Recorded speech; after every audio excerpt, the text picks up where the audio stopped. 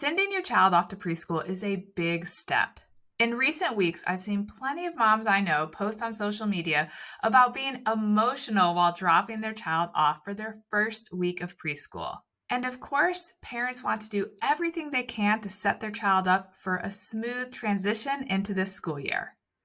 But what is actually the best way to do that? I decided it was time to talk to some teachers.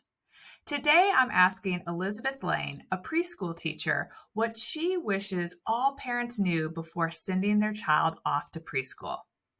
Elizabeth is currently a teacher at St. Anne's Belfield in Charlottesville and previously taught at a Montessori preschool. Some of the things she shared are pretty simple, but they're also things that I know I never thought of, and some may surprise you. So if you have a child in preschool or one that's not quite there yet, this episode is for you. But before I dive in, I just want to note Elizabeth is sharing her personal thoughts based on her professional experience. She is not speaking for the school where she works. Hi, I'm Allison Edgety, a pediatric sleep and wellness coach and a mom of two. I love to help parents find solutions. This is How Long Till Bedtime.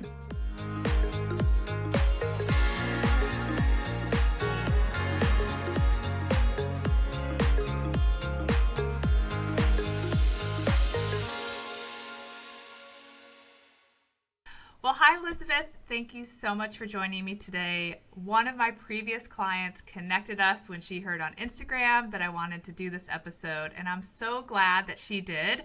So shout out and thank you to Amanda.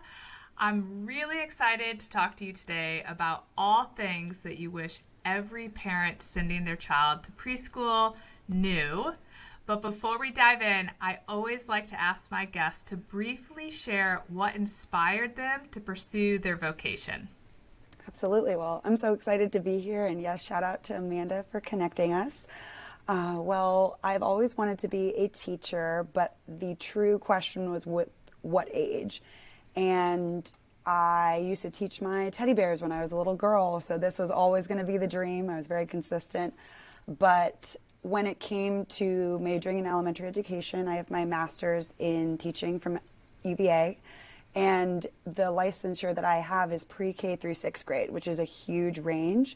So it became more of what age do I want to work with? And then it became very clear when I was placed in my pre-K practicum, I believe it's my second year of my program, and I was placed in Jackson Via Elementary School in their preschool department. And I walked in and instantly I knew that preschool was for me. The amount of joy that is in a preschool classroom, both from the teachers and from the children, is unlike any other age. And so I knew that I wanted to pursue preschool education specifically because it is so joy-centric. The children want to be there. Their lives are home and school, and as they get older, obviously other extracurriculars come in. But when they're that young, you get to be such a foundational experience for them that you feel like a little bit like a celebrity. So you know that you're making a big impact on their lives because so much of their life is school. So you know that not only are you surrounded by joy, you're making huge foundational impacts, but you also know that your impact is going to impact them for the rest of their lives, the rest of their educational career. Because obviously in high school, some people, really enjoy that age, but I don't know if my AP Stats teacher will make the impact on the rest of my life like I know my preschool teacher did. So knowing that impact was what prompted me to pursue preschool specifically. Well, I feel like that's a true calling because at no point did I walk into my kids' preschool room and think, I belong here. I would make a great preschool teacher. So that's great. That's funny. The world needs people like you. I appreciate that. So let's dive right in and talk about things that you wish every parent knew. What is the first thing that you would bring up? Well, we are really lucky in that my school offers an opportunity to actually tell our parents a lot of these things. So these things that I'm going to share come from both skills that my school has outlined and conversations and topics I bring up in what we call our connection meetings pre the first day of school. So I'm very lucky that at my school, before the first day, we have a conference where my job is to listen and understand the family connection, the caregiver connection, before that child steps foot on campus. So it's really exciting to be able to make that connection and talk about these skills before we start. So I'm pulling from that especially. So the first thing that I recommend when it comes to working with this age is the amount of independence that we as adults can provide for them and set them up for success. So I always think about it in terms of a toolbox. When a child first comes to school, their toolbox is pretty empty because they've never been a child amongst 10 other children. Or maybe they have, but in a different situation, maybe daycare. But in the classroom, in the 3s, 4s classroom, which is the age I work with, 3s and 4s, there's more ownership on them. There's more for them to do. And they often rise to the challenge, but it can be overwhelming on that first day. So the best thing that we can do as adults is to prepare them for those things, to prepare them by giving them tools for their toolbox. And they're not going to have it all down the first day, and that is totally okay. But what we can do as educators and as parents is just providing those tools in advance as best as we can, because we just want them to feel prepared. The last thing we want anyone to feel on their first day of school is overwhelm, because we're all nervous. The children are nervous, the teachers are nervous, parents can be nervous, and it's okay. But we want to make sure that they feel prepared. So the big thing that we do in our classroom is facilitating independence and empowering them. So something that we at my school and between the parent partnership meetings, we talk a lot about ways that we can make sure that children feel independent on that first day. So an element of that is name recognition. A lot of things in preschool are labeled by name, your cubby spot, maybe your backpack spot, maybe your space. We teach outdoors and indoors, so we have cottages in the outdoor section. There might be labeled everywhere. Everything's labeled so that everyone feels that they have their place. It makes not only a teacher's life a lot easier, but also makes the child feel a lot more settled in if they can walk into a space and go, there's my name. Oh, I know I belong here because there's my name. And not only does it excite them and make them feel like they belong, but it's also just smooth. They can go, oh, there's my stuff, bag down, what's next? So being able to foster that independence is overwhelming to think about doing all at once. So breaking it down to little tasks of whenever you see their name printed anywhere, if they get items for back to school, like their lunchbox, their backpack, familiarizing them with those letters so that they can recognize it, in addition to recognizing which one is their water bottle, which one is their backpack. I've seen some parents go to the store with their child so their child picks out the backpack. It's already special to them, instead of in the morning or day before, this is your backpack, here you go. They might not remember the next day. They need a lot of practice and repetition. So those independence factors are really huge and will make that first day so much smoother, because there is going to be a lot for them to do that first day. So the more that we can do to prepare them with those independent practices, the better.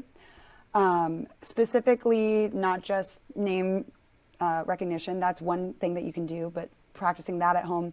But also a big element that we recommend in this skills, we recommend practicing over the summer pamphlet that we send out. A big part of that is self-care.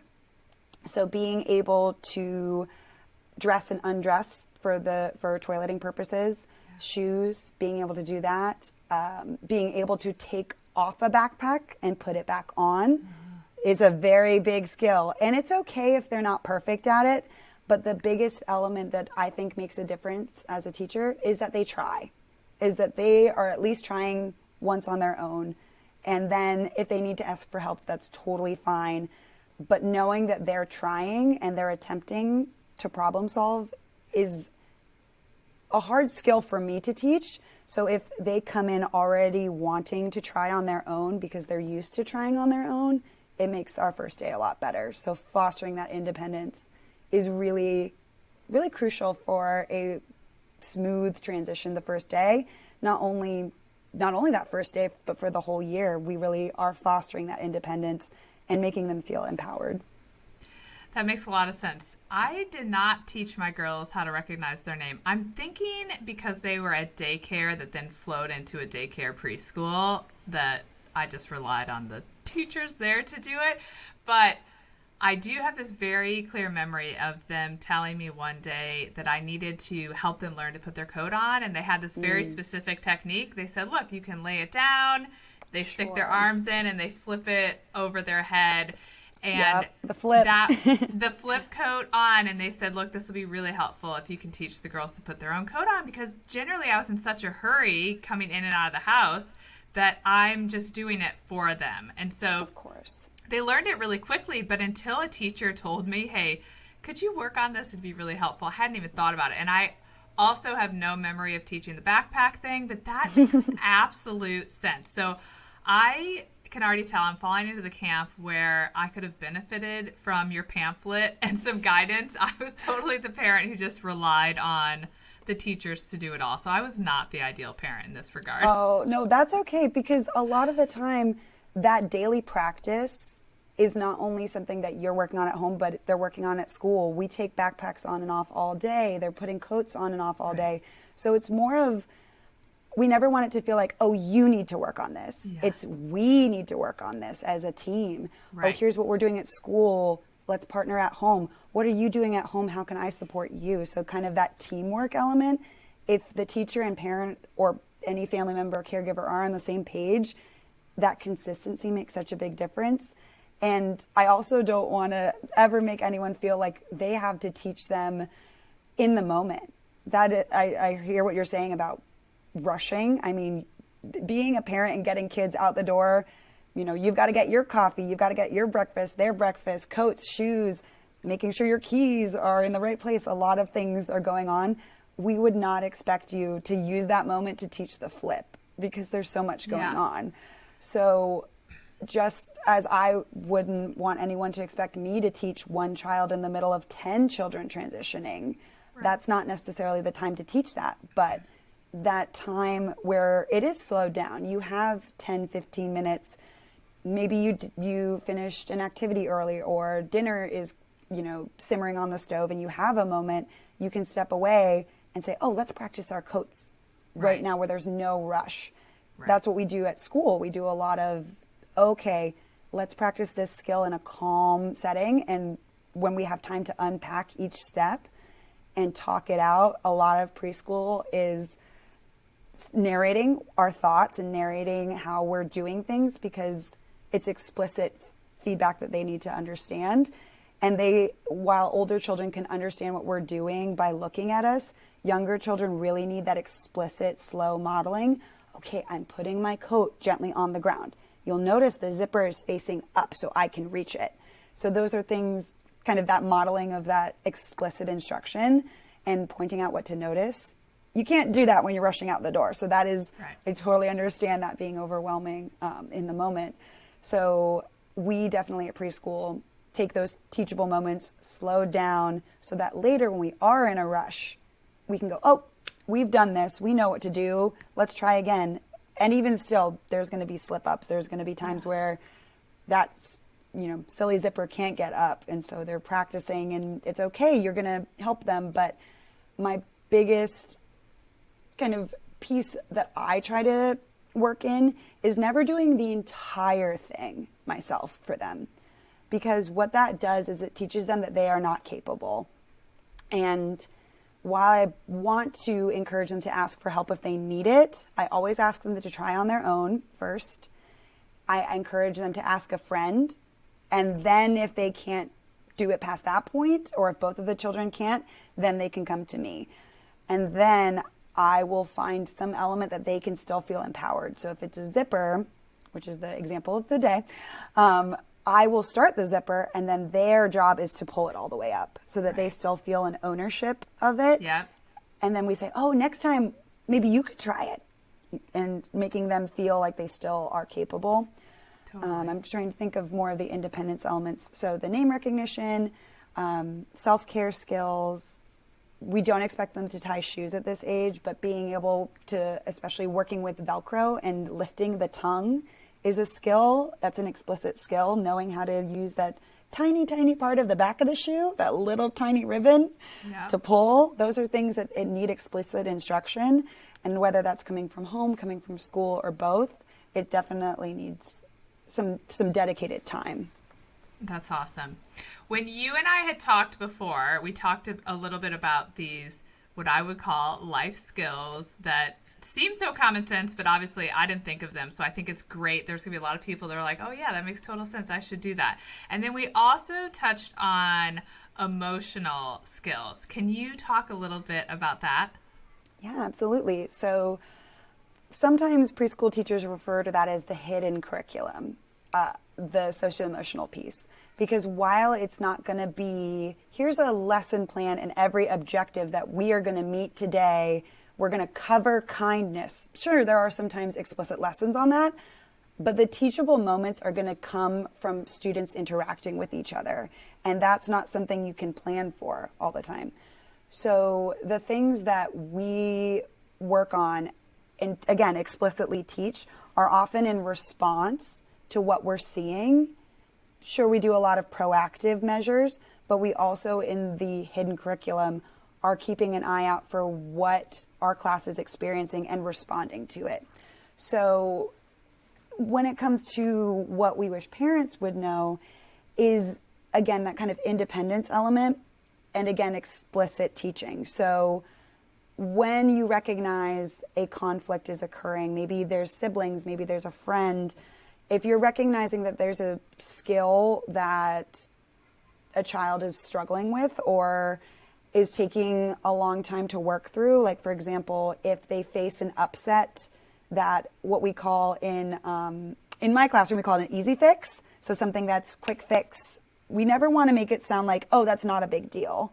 We call it a quick, easy fix because we don't want them to think that their problems are insignificant, but we think more in terms of the solution. Oh, quick fix, or oh, is this something that a grown-up really needs to help you with? Is this a larger, more complicated issue? So those quick fixes that they can handle themselves, things like they dropped their marker on the ground, they can't reach it, and they're frustrated. So that is something that they are allowed to be frustrated by. But if they're flying off the handle at it, that's going to make their school day a lot harder because it'll take some time to bounce back.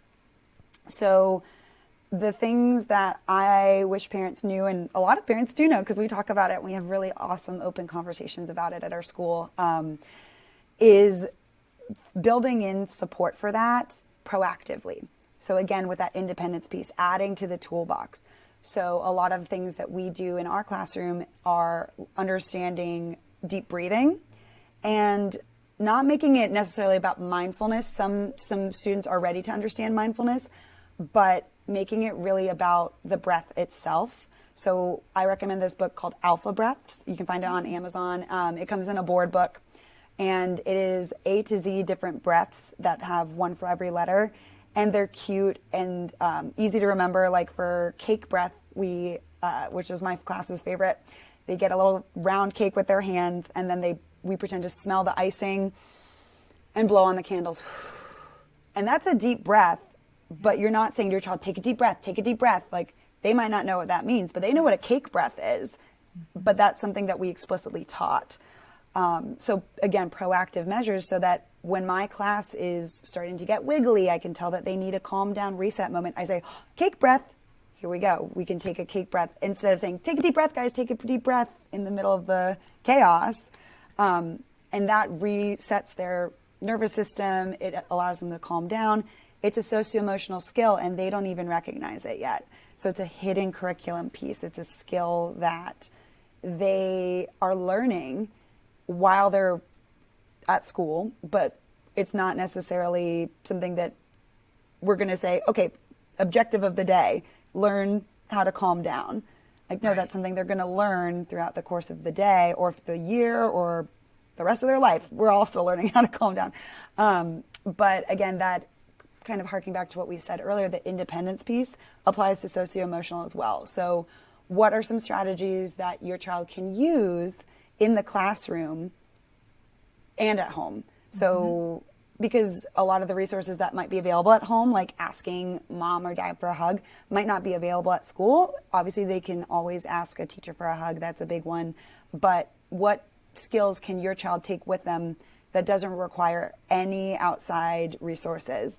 So taking those deep breaths, asking an adult for a hug, maybe taking a walk, going and getting a drink of water. All of those things are strategies that we can build in as teacher and parent to support them, not just as students, but as actual just small humans. Yeah. Yeah. It's funny you say the cake breath because my girls definitely use that in preschool. They didn't learn it from me, but I love the book. I've not seen the book, but I will definitely make sure we link to it in the show notes. So I love the idea of having the book to work through that. But then also, I remember we worked on Just Walk Away. So yes, when my huge. girls were arguing, I would say, sometimes we just have to walk away when we feel unhappy. I'd so much rather you just walk away than hit your sister or get upset. Just walk away. And so sometimes I would hear them talking to each other because my girls are only 18 months apart. So they were kind of in preschool at the same time. Oh, yeah. They'd say, I'm just going to walk away. You know, it's a skill. It's a skill. Right. And I think you really touched on something that's important, is modeling that for them, is explaining, okay, sometimes it is, here's an explicit handing, here is a strategy. You're quite literally modeling it for them and handing them the tool because they're not going to know it exists otherwise. And then you yourself can apply that and model it for them. So something I do when I'm getting frustrated in the classroom is I label it. I say, you know, when you friends are talking over me and I can't read my story, it makes me feel frustrated. I'm going to go take a water break and then I'll come back. Oh, yeah. And so modeling that for them, that teachers have feelings too. Yes. That is very important for them. And then also modeling a strategy. Or I'll say, oh, okay, I need to take an alligator breath, which is extending your arms like an alligator and deep breathing. Things like that I apply to my own behavior so that they see it being used, and then they often very cutely will like mimic my behavior, sometimes I'll say like, oh, I'm going to go take a sip of my coffee, and I'll come back and they go, oh, I'll go take a sip of my coffee too. And I say, okay, I'm like, yeah, go take a sip of your coffee. But again, that explicit modeling and instruction, and there's nothing more powerful than seeing an adult that they care about do it too. Yes. So that is an emotional piece or socio-emotional skill that you can model for them. It doesn't take any money. It just takes a little bit of time. It doesn't take any special books. It's just modeling for them what your strategies are. Because I feel like we all sometimes need our own calm down strategies too. But putting it in front of your children and again, explicitly teaching it and explicitly modeling your thinking, a think aloud as we call it, is extremely valuable for them. I do that all the time with the preschool kids with sleep. So I always tell parents, you need to talk about your own sleep. And did you stay up too late? Did you wake up during the night? Were you up and you struggled to go back to sleep? Or do you need to go to bed early tonight? And talking about when you get a great night of sleep and help normalize even the fact that every night of sleep isn't perfect and that's going to be okay. So I always talk about that with my preschool parents, is that we want to, what do you call it, a think aloud? Or think aloud, yeah. Think aloud. We want to do that with sleep as well. So that really resonates with me. How about the emotions around school drop-off? Absolutely. That is one of the biggest pieces that parents worry about a lot of the time, because they have anxieties about what that's going to be like for them, what that's going to be like for their child. And oftentimes it's remarkably unlike what you think it's going to be, because it's such a new situation. And again, the tools that you can give in your child's toolbox will help you here. So if, for example, I'm trying to think of the child that can seamlessly transition, what that looks like, what those skills look like. So a child who can transition seamlessly from their caregiver to school starts their day off on the right foot because they are not worried. There's no time for them to have to cover and resettle or go back and kind of settle again and make up for the time that they could have jumped right in, because oftentimes there is an activity that's enticing them and encouraging them to join the class, if a child comes in upset, not only did it probably take some time to coax them away from their caregiver, but it's going to take some time for them to feel their feelings and return to the group. And that can take 10, 15, 20 minutes, and then the entire activity has passed, and then they might be upset about that. So thinking kind of selflessly, not just about, this might be hard for me to do, but let me set my child up for the most successful drop-off, because that's going to allow them to start their day on the best foot. So a child that will seamlessly transition is one that it's clear that they've done it before. So the children who have practiced separating from a caregiver, the first day is not necessarily the day to practice this. The days leading up to it are. We recommend at our school a lot of the times taking some time to familiarize your child with the drop-off spot or the playground, coming to visit your school's playground on a weekend so that they can feel excited about what they're going to look forward to. A lot of schools offer an opportunity for photos of their teacher to go out. So if your school has a faculty directory or hearing a message from your teachers, oftentimes they'll send a message or send a picture. Familiarizing them with what to expect is going to create that seamless transition. Making sure that they feel comfortable and confident stems from us as adults feeling comfortable and confident. So if a parent is excited and eager for them to get out of the car, but with a hug and saying, "Oh, I love you so much. I can't wait to hear all about your day. I'll see you soon. This is your special time with your teacher in your class. I can't wait to hear about it." And then a quick goodbye, and then driving off the hill. And even if you're crying as you go down the hill, that's okay, because you have told your child, you are safe. You are in a place that I am happy that you're in, and I can't wait to hear about it. Because if you're nervous or you're allowing them to cling to you, you're telling them that the space that they're going into is not safe. If you're excited about it and you're saying, "Oh, you're going to have a great time. I'm not worried at all," even if you're kind of worried internally, if you exude confidence and ease, it tells them the message that they're safe and that their parent, their caregiver is confident about where they're going to go. And again, explicit instruction of here's what to expect, because in preschool, they need a lot of priming before any big transition. Mm-hmm. So in our classroom, that's a lot of, okay, you're going to see this. I'll know you're ready when I see you sitting in this way. I'll know you're ready when your backpack is here. A lot of that explicit modeling and instruction also applies to in the morning. So when we drive up the hill, you're going to see a bunch of cars. I'm going to say goodbye to you, and Miss So-and-so is going to open the door. I'm going to stay in the car, and you get to go out and join your friends. Explicitly stating what's going to happen so that they feel prepared. And then also they like knowing what's going on. And then you can kind of make it a game, being like, "Oh, do you see Miss So-and-so?" Just like we said, "Oh, she's standing right there. She's so ready for you." And things like that, where they can feel confident and capable of what's going on. Mm-hmm. So that seamless transition, the key points are preparation through talking about it, visiting if able, some kind of connection, and looking forward to something. So allowing them to feel excited and allowing them to also express nerves and make that okay. And then also keeping it short, keeping it brief, that "love you, I can't wait to see you at the end of the day, here we go, goodbye." Because if we're lingering, it just prolongs anxiety. And it is often remarkable that when a child, they might arrive upset, and that happens, and that's okay. We affirm them in the preschool, and we say, "I know it is so hard to say goodbye to your mom, your dad, your grandma, whoever's in the car with you, because you love them so much. I understand. Would you like a hug? Would you like a sip of water?" We affirm it, and then we say, "Oh, take a look. We have this exciting thing for you."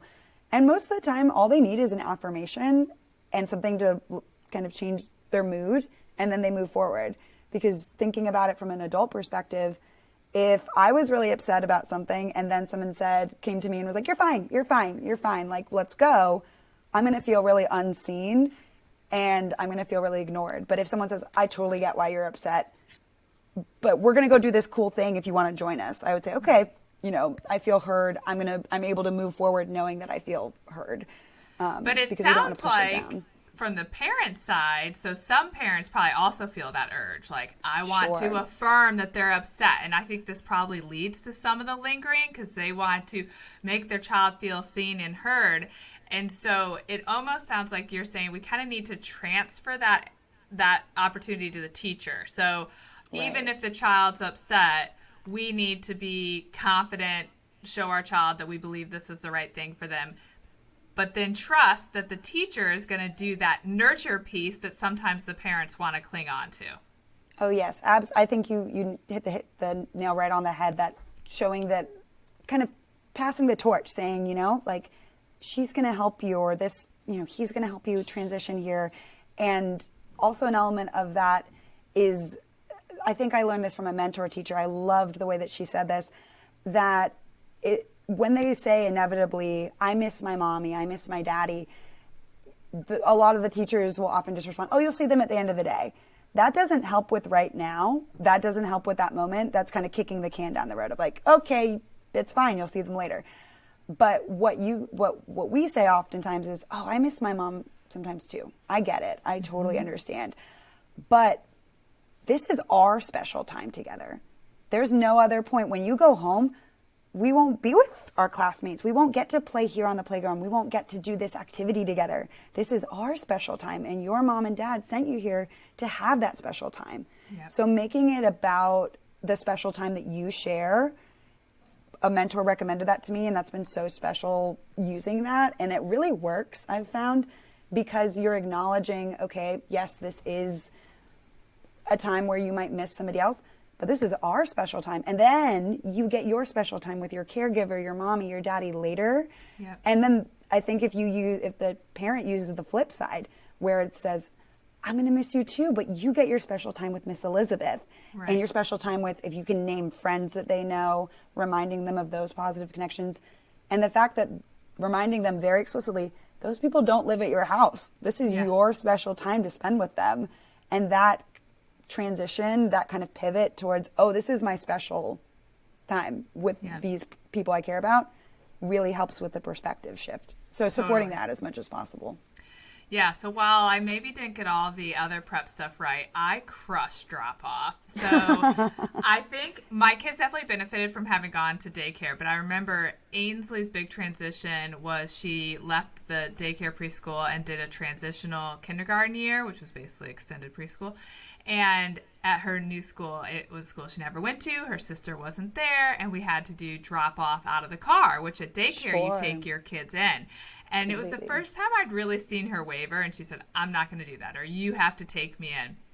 And we did do one drive-by where I drove her. This is where the cars come up the hill, they drop you off. And we walked through it, and she was still saying no up until the day we went. I'm not doing it. No, I really want you to take me in. And she got really weepy on the way there. And I did, mainly because I'd done a lot of daycare drop-off. I did the whole, I love you so much, and just shoved her out the door. And she was great. I think it was just that first day. And then she actually felt really proud of herself that she had done it. She's like, oh, I walked into the school without my mommy. So it shifted from quite distraught and them having to kind of pull her out of the car to her being really proud of herself. And so that, I do feel like I did a good job of not letting my emotions override the smart thing to do. Oh, yeah. Well, I mean, those emotions are completely valid from both the children and the parent, because everybody in every class, in every preschool ever, there's going to be a crying child the first day. That's just part of the game. It's completely developmentally appropriate. So if a child is freaking out or upset that first day, nobody's doing anything wrong. They're not misbehaving. The parent didn't do anything wrong. The teacher's not doing anything wrong. It's just scary and intimidating, and different children will express it in different ways. But every child feels an element of it, a little bit of nerves, a little bit of anxiety. They're just expressing it in different ways and have different levels of familiarity. So if, your child does roll out of the car, great. If that child needs a hug, great. If that child needs to be walked that first day, that's okay. It's the matter of over time letting it go. So if that first day they do need the walk-in, maybe the second day walking them just to the front door, or and then the next day just to the car line. So staggering it back so that they feel more confident. Yeah. And again, like you kind of said, at the end of the day, still a little bit of just going in the deep end, like you got this, because most of the time when they actually do it, it's, oh, that wasn't that bad, and I'm glad to do that. And encouraging what they're going to do when they get there. You know, saying, oh my gosh, I totally get that it is hard to say bye to mom or say bye to dad. But when you get to your classroom, I bet Miss Elizabeth has the most fun thing for you to do. That's and right. I shared that with some parents this year, actually. We've had conversations about how to encourage children in the morning, which is perfect for, you know, sleepy heads, you know, in the morning. How do we get them out the door? Because especially with siblings, I've had a lot of questions this year, but how do I encourage my child to get going to school and making sure that they get plenty of time to do the activities in the morning? And we've talked about that, of making explicit conversations about when you sleep later, or when you don't get your shoes on as quickly, or when we forget this thing or we spill this thing, we get less time, which means you get less time at school. If you want to be able to get right to school and have the fun Lego time, sit next to your best friend, get to give Miss Elizabeth a hug, we have to make sure that we're doing this XYZ and setting out your morning plan. And I've had parents give me feedback saying that having those explicit conversations about if X then Y in the morning really helps, so that when they are rolling through, they're like, oh, we got to get to Miss Elizabeth. She's waiting for us. Yeah. That motivation actually really helps. So making school an exciting place is kind of the key to it all, I would say, is all of that. Kind of to sum it all up, I really encourage parents to make preschool an exciting place, even if they've never been there before, making sure that they feel excited about it and feel capable of participating in it. Yeah. Well, I just recorded an episode on how to have a smooth morning routine. Yes. So now you can point your parents to episode 101. It's all about how to have a smooth morning routine and get your kids off to school. Mm-hmm. So another area I'm guessing you hear a lot about, and I know I heard a lot about it from parents when I was in preschool, is the whole topic of reading. And I'd love to hear, what do you wish parents knew about learning to read? Yeah, that is a golden question, because I get that at so many conferences, a lot of questions about how do I know that they're ready, and how do I know what to do, and where do I start, and are they ready to read? Is this reading? A lot of concern about reading. And obviously with my background I have my master's in teaching from UVA, a large chunk of that coursework is understanding the development of reading and understanding the timeline and what it looks like and when. And so a lot of my background is in literacy and in literacy instruction. And it takes a lot longer than I think a lot of people realize. And that's okay, because different children are going to start at different points. But a mentor once told me, you know, teaching is standing on the shoulders of giants. Mentors passing on things that I'm sure they got from mentors. But a mentor once told me that advice she gives to parents as a rule of thumb is they will start to read when their teeth start falling out. So kind of that age is when you're going to really start those big meaty skills.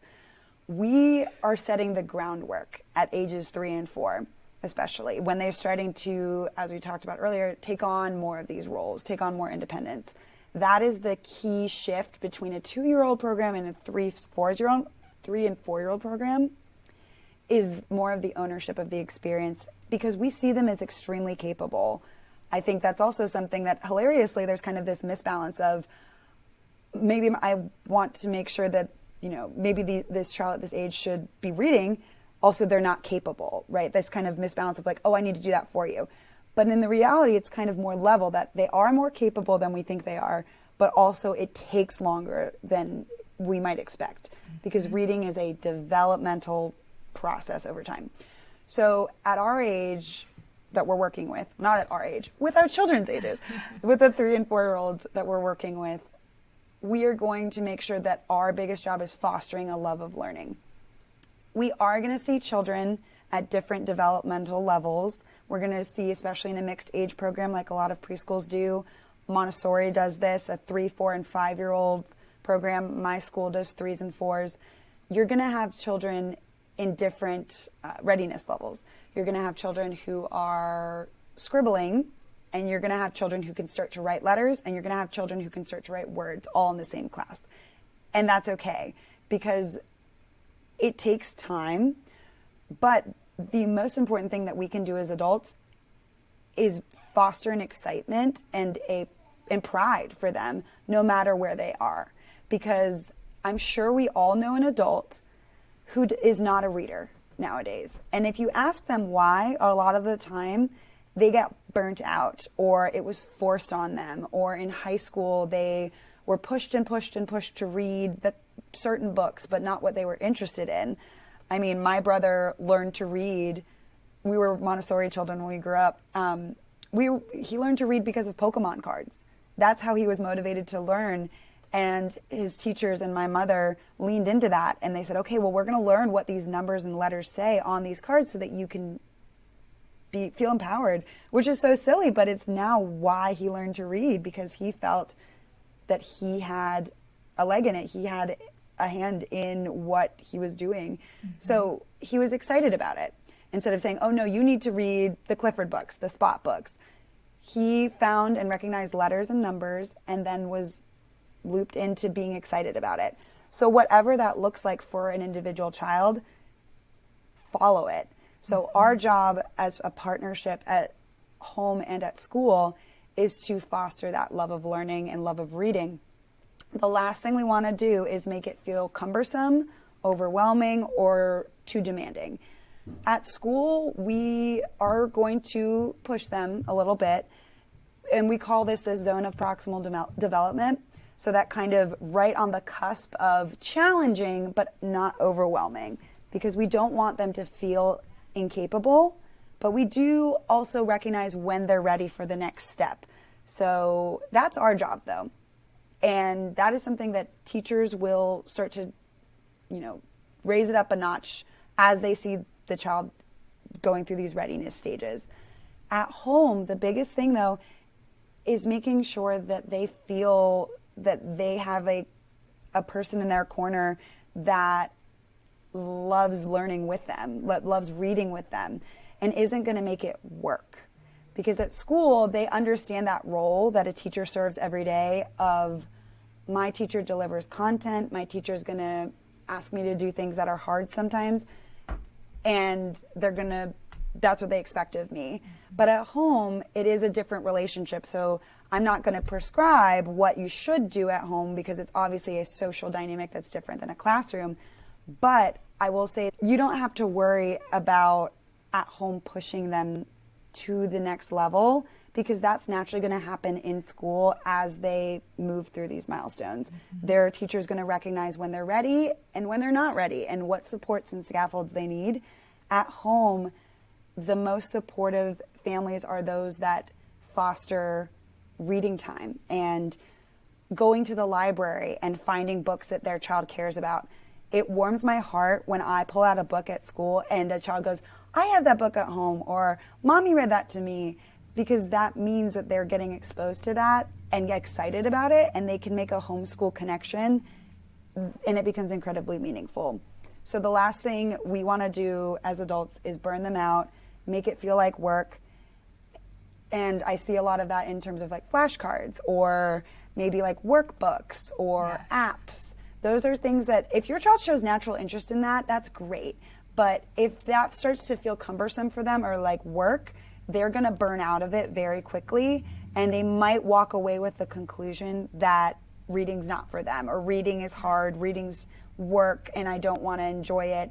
When we want them to walk away with, oh my gosh, reading is enriching, it takes your mind to imaginative places, it teaches you about things that you would never in your wildest dreams know about, and that's what we want to foster, rather than, I can't do it, I'm not going to participate in it, it doesn't bring me joy. Yeah. So we want to spark joy, as Marie Kondo would say. That's we right. want to spark joy. That's awesome. That makes total sense. And I think will hopefully provide some parents with some relief that they don't have to stress so much in the preschool, years about the reading. Right. So, that definitely will come in the kindergarten and first years. Oh, yeah. And those educators will also be able to provide appropriate supports about if there is something you're concerned about, an appropriate developmental way to work that in without overwhelming them. So that will come if you are concerned. You can always ask a teacher. But I mean, overall, we've seen as educators a decline in homework, a decline in those kind of forced sit-down academic times outside of school, so that in favor of reading times. We've seen that overall. So I think following that trend academically is due to being responsive in what we're noticing about these burned out students that do not like reading and are tired when at home they should be continuing that love of learning. Totally. Well, this was so helpful. I wish I had known all these things way back in the day. I love that they were practical and you gave some real advice on things that parents can work on and keep in mind to help their children in this kind of early years of gaining school experience.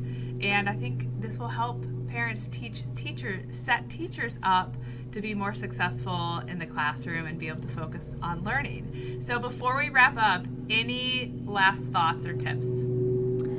I would say, I think when it comes to the preschool years, parents are often very anxious, and that's okay because a lot of the time this is their first experience with school. And I would just say, if you have worries or concerns, it is totally more than okay to talk to your teacher about it, talk to the classroom teacher about it. And most of the time they will affirm you in the same way that we were talking about affirming. They will affirm you and give you advice and resources that work in the classroom based on the working with this age and developmental milestones and what to look for in the child development. If you're nervous, that's okay. Reach out, ask for help, because we've seen it all. We've seen so much go down in the 180 days every year, from 8 to 3 every day. It's a lot of time with a lot of different children. So I would say, instead of stressing about it, communicating about it, so that way it could turn out to be nothing. A lot of anxieties, I've had families come to me on the first day on the pre-teacher or the pre-school year conference with so much anxiety and so much to worry about and a list of questions. And then by day 2, it's, oh my gosh, I didn't even need to worry about that. Look how happy they are. Look how engaged they are. A lot of it is just taking a breath, letting them struggle a little bit, and in the end, that struggle and that independence and that exploration of roles is going to allow them to learn. So nothing's going to be flawless. It's going to be messy, and that's how we learn. So I think remembering that is going to be really helpful for those first couple of days. Absolutely.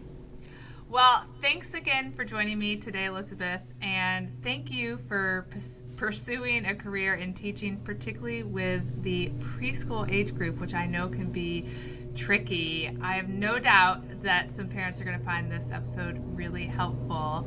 So thanks again. Appreciate it. All right. Thanks so bye much for having now. me. Bye.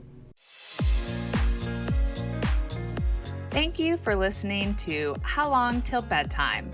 To learn how we can work together to improve your child's sleep, pleep and wellnesscoach.com.